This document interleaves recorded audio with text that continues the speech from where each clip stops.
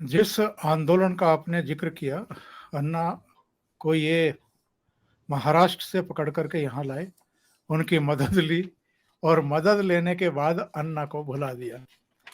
इसके अलावा प्रशांत भूषण से लेकर के योगेंद्र यादव, आशीष खेतान, आशुतोष, बहुत सारे नाम हैं जिनका इन्होंने यूज किया और थ्रो कर दिया, फेंक दिया।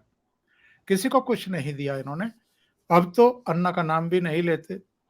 प्रशांत भूषण, योगेंद्र यादव अब राहुल गांधी के साथ भारत जोड़ो तोड़ो यात्रा में दिखाई देते हैं भटकते हुए। वो भी बोलने के लायक छोड़े नहीं इन्होंने। अभी जो इनके कच्चे चिट्ठे खुल रहे हैं, और एक महाठग जिसने रेनबैक्सी के प्रमोटर्स को जेल से बाहर निकालने का नाम लेकर के उनकी पत्नियों को ही ठग लिया, 200 करोड़ रुपया ठग लिया, वो ये कह रहा है कि मेरे पास तमाम तरह के प्रमाण हैं, आप चाहें तो मेरा पॉलीग्राफ टेस्ट करा लीजिए, नार्को टेस्ट करा लीजिए, जितने प्रमाण मेरे पास हैं वो मैं सारे देने को तैयार हूं। मेरे ही हाथों तेलंगाना में जो टीआरएस का अब बीआरएस का ऑफिस है, वहां 15 करोड़ रुपए डिलीवर कराए गए थे, इन्होंने उसका कोड वर्ड दिया था 15 किलो घी, और वो कह रहे हैं कि कुल मिलाकर के 75 करोड़ रुपया 2020 में बीआरएस कार्यालय को हमने पहुंचाया या दिया, पहुंचवाया।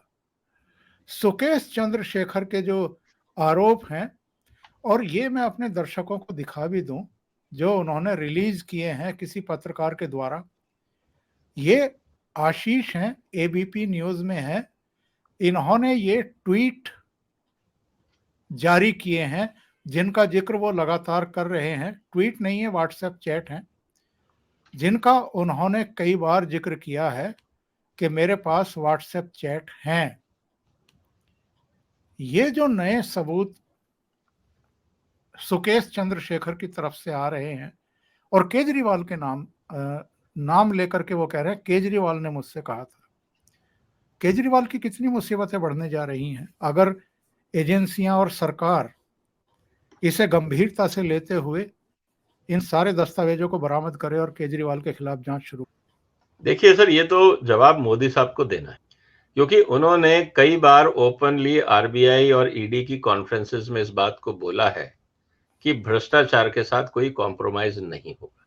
और इस समय एक आदमी जो एविडेंस दे रहा है और करप्शन के अगेंस्ट एविडेंस दे रहा है, मैं तो काफी समय से इस बात को कह रहा हूं कि ईडी और सीबीआई को सुकेश का इंटरव्यू करके सारे एविडेंसेस ऑन कैमरा ले लेने चाहिए कि आपके पास जो जो जिस नाम का है, जो जो तथ्य हैं, हर 20 पॉलिटिशियन को आपने ब्राइब किया, उनका नाम दे दीजिए, पूरे सिचुएशन दे दीजिए, एविडेंस दे दीजिए, व्हाट्सएप डेटा दे दीजिए, जो आपके पास है आप दे दीजिए, और उसकी एक कॉपी हाई कोर्ट में सुकेश की तरफ से सबमिट करवा दीजिए कि सर ये मैंने सारे एविडेंसेस सीबीआई और ईडी को दिए हैं और ये मैं कोर्ट के सामने रख रहा हूं, क्योंकि कल को हो सकता है कि मैं रहूं या ना रहूं, ये एविडेंसेस मैं कोर्ट में सबमिट कर रहा हूं नेशनल इंटरेस्ट में। तो एक तरीका।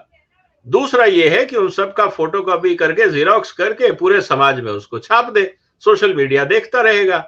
बाद में रही बात एविडेंस की, जैसे उन्होंने गाड़ी का नंबर दिया, आदमी का नंबर दिया, टाइम का नंबर दिया, सिचुएशन दिया, आपको क्या लगता है कि समाज में लोग उसको कॉरोबोरेट नहीं करेंगे? जैसे ही आप गाड़ी नंबर देंगे 5 मिनट में लोग ई वाहन के पोर्टल पे जाके चेक कर लेंगे गाड़ी किसके नाम पे रजिस्टर्ड है। तो कहने का मतलब यह है, आज की दुनिया में कुछ छुपता तो है नहीं। अब ये तो इन्वेस्टिगेशन एजेंसीज पे है कि वो धीरे धीरे काम करती हैं, तेजी से काम करती हैं, इंस्टॉलमेंट्स में काम करती हैं, या उसका एक टाइमिंग लेके करती हैं जिसके पीछे एक पॉलिटिकल इंटरफेरेंस या एक पॉलिटिकल टाइमिंग हो सकता है।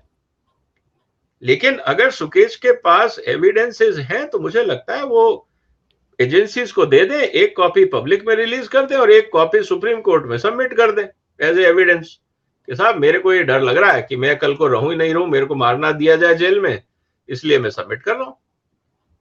तो अगर इतनी सच्चाई है तो खुल के खेलना चाहिए।